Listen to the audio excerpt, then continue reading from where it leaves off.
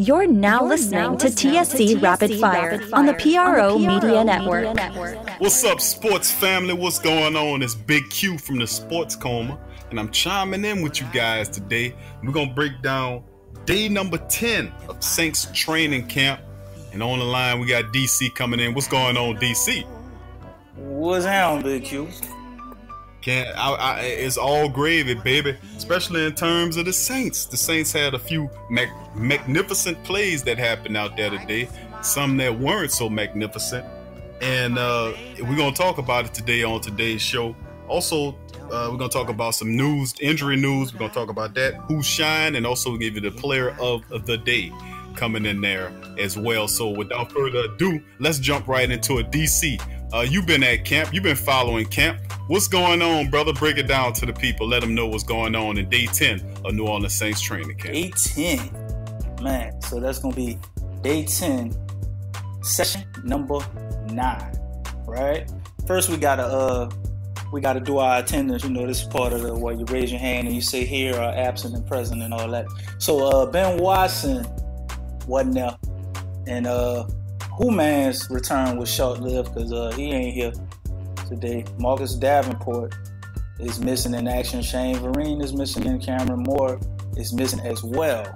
And you have Cameron Meredith, Cameron Tom, John Fullington, Cam Jordan, and Alex Okafor. Cam Jordan, Alex Okafor, and John Fullington were limited. So you had them guys there, but they ain't do nothing. So basically, this camp, I would say, it pretty much it picks back up where you would want to see things for the Saints. Had a lot of energy, very, very high energy practice. They did a lot of 2-minute drills today. So, you know, you doing that, you got to play with energy with that, or you ain't gonna do much. But the man of the hour, I would say today, was Marcus Williams. He played a lot, man. So much so, it was so amazing today that Drew Brees started referencing him to Ed Reed. Drew Brees went on and he said, because he picked him off today, he says, you look him one way and then you try to throw the ball back where you know he not at. And he comes up with the pick. He's like, wow, how did he do that? So, you know, he's befuddling Drew Brees, which is not an easy task. So Marcus Williams was the guy suiting up on defense. And on offense, Tommy Lee, man. Tommy Lee was all over the place making plays today. You know, he's fighting, trying to make sure he can secure a spot. We done added all these receivers. The number 5 spot is up for grabs. So Tommy Lee is trying to do his thing to make sure he can be the guy. Best of luck to you, bro, but that's a tall task ahead of him. He had a touchdown on Ken Crawley. He had a long running play game. He did well in the one-on-one drills. He abused Patrick Robinson as well. Basically, he set himself apart today. But if he really wants to do his thing, he's going to have to come in on special teams and get at a go. So you had Ken Crawley and Michael Thomas matching up with him today, which is a tall order for any cornerback. But he seemed to do well against Michael Thomas, even though he gave that touchdown up to Tommy Lee. Ken Crawley had, I'll say, a 60-40 day. He made some plays, and he gave some plays too, because he also gave Ted Ginn a few deep receptions as well. So Ken Crawley is still a work in progress, y'all. Ken Crawley before you walk, you right, Q? That's right. But Demario Davis is another guy that keeps on doing his thing. I mean, I don't have to keep talking about him, but he's constantly in the mix. He had some pass breakups today. He broke up a pass to Terrence West. P.J. Williams had a lot of action. He was in the dime package, so he's showing up as our 4th cornerback. And you had Landon Turner and Will Clapp. They were in Andrews Pete, and Larry Warford didn't really get a lot of time today. After practice, you could see Drew Brees and Cameron Meredith. They're basically trying to do their thing. So he's trying to get in sync with Cameron Meredith, who's probably going to wind up being our slot guy. And after the day that Tommy Lee had today, he basically had a touchdown on the last play of practice. I'm sure Cameron Meredith was like, hey, Drew, let me holler at you for a minute before we go home. Let me holler at you. So he was over there doing his thing. Bromley is another guy that constantly keeps showing up. He had a sack today, man. He had a sack, I believe, the last practice as well as our other guy, Mitchell Lohan. Mitchell Lohan got a sack today, too. So he's a guy that made the team. Me and Big Q both like Mitchell Lohan. I'm rooting for him, man. I'm hoping he can find his way onto this team some type of way. Trey Hendrickson is actually doing his thing, but he jumped off sides on the third down play. That's pretty crucial. Aloy Kakaha was out there. They're working him out at linebacker, y'all. So it's kind of going like what I said, Q.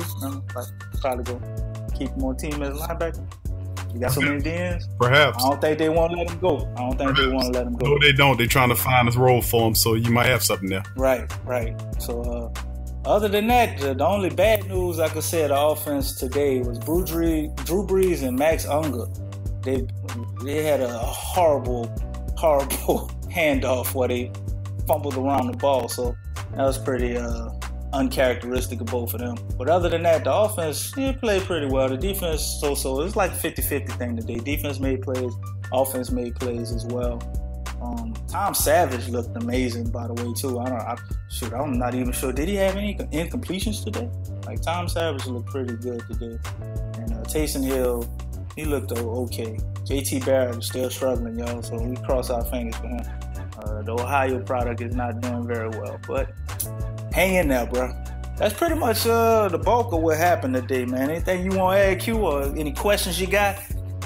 Anything you noticed that I left out? No, you pretty much covered it all, DC. Good job, brother. I just wanted to chime in on some of the topics of dealing with. You of course breached the injury news situation. We talked about a couple of the guys that weren't there. I know you mentioned a few of those guys as well that weren't inactives.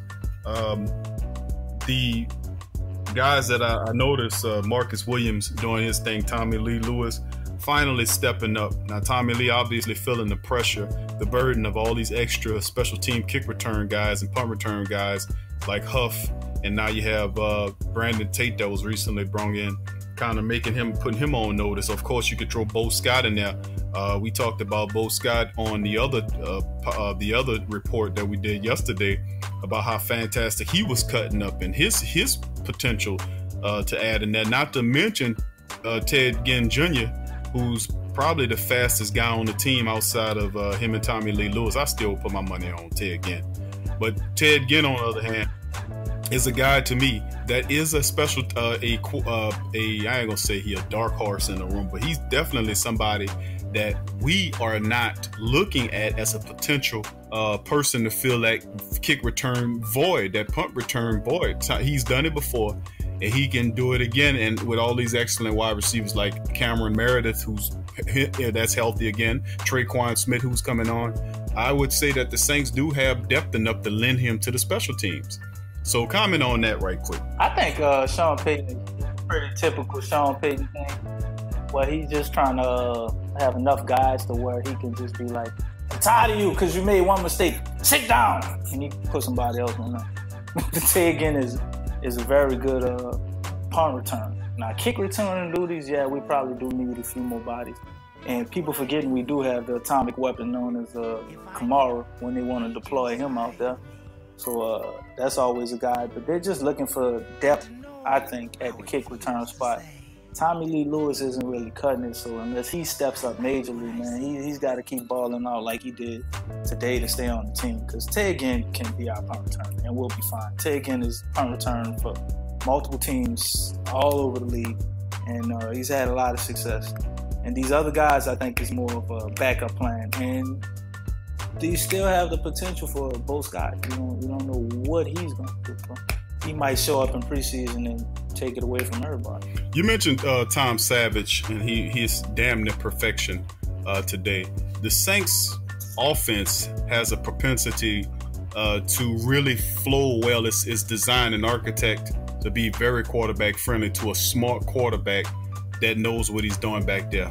You can look at outside of a guy like Drew Brees, who's just the master, the major recipient of all the benefits of Sean Payton's system since Sean Payton and him arrived here in the same year.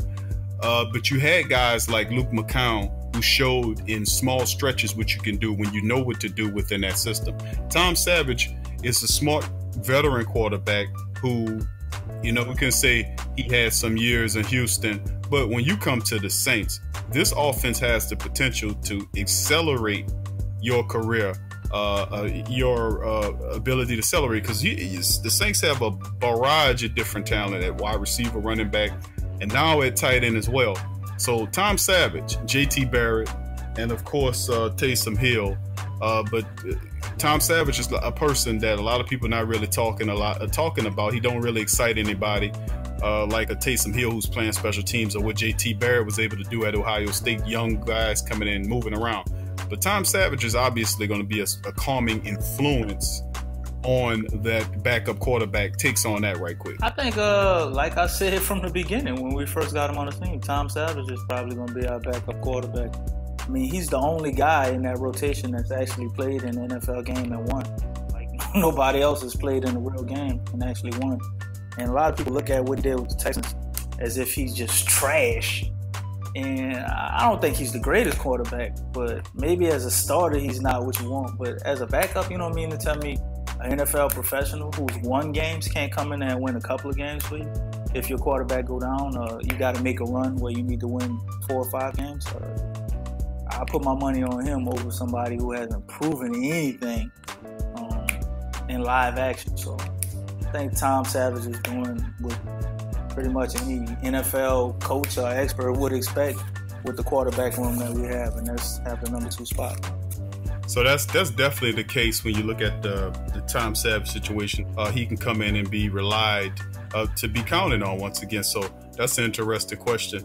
Of course, let me chime in and say this to a lot of the people out in Saints land that listen to the Sports Coma. Feel free to send your questions and comments. You can comment in the comments section, or you can even send or email us at thesportscoma@gmail.com if you have questions that you want to send us. Coming up real soon this year, before the regular season kickoff, Sports Coma will be coming live. We'll be live. So a lot of the stuff that we'll be talking about will be live, will be in full effect for the upcoming season. We'll be doing live shows before and after Saints games and covering Saints throughout this entire season. Just putting that on your head as well. Also, I wanted to mention and give a shout out to one of our subscribers, Big D. What's happening, Big D? Big D sent a question to us here at the Sports Coma about El Kadim Muhammad. I wanted to answer that. I think I shot him a reply. One of our guys shot him a reply about El Kadim Muhammad, who actually got some reps in the first team. El Kadim actually played opposite of Trey Hendrickson. Not much was said about what he did, but he's in camp and he's getting reps. It's just he's not really making any noise. That's just pretty much all I can really say about it, El Kadim Muhammad. So appreciate the question, Big D. Also, I think that'll do it for the show today. Thank y'all for listening to the TSC Rapid Fire Sports Coma breakdown of day number 10. DC chimed in. We had a little technical issue. He dropped out. But I like to say thank y'all. We've been getting a lot of love from Saints Nation. Thank you, Saints Nation. Thank you, Who Dat family, for making the Sports Coma one of your favorite podcasts, one of your favorite shows that you are grown accustomed to listen to. From the bottom of our hearts and souls, we appreciate the love and the support that intelligent, smart Saints fans like you guys have given us an opportunity to sit down and have a conversation with you about our beloved New Orleans Saints team. So as always, if you enjoy the podcast, feel free to go to our Patreon page at www.patreon.com/the Media Network, make a donation, or simply share our show with your family, with co-workers, whomever, to get the word out about our show, as well as we push to reach 10,000 subs for our show. So from me and DC, thank you for listening. Peace.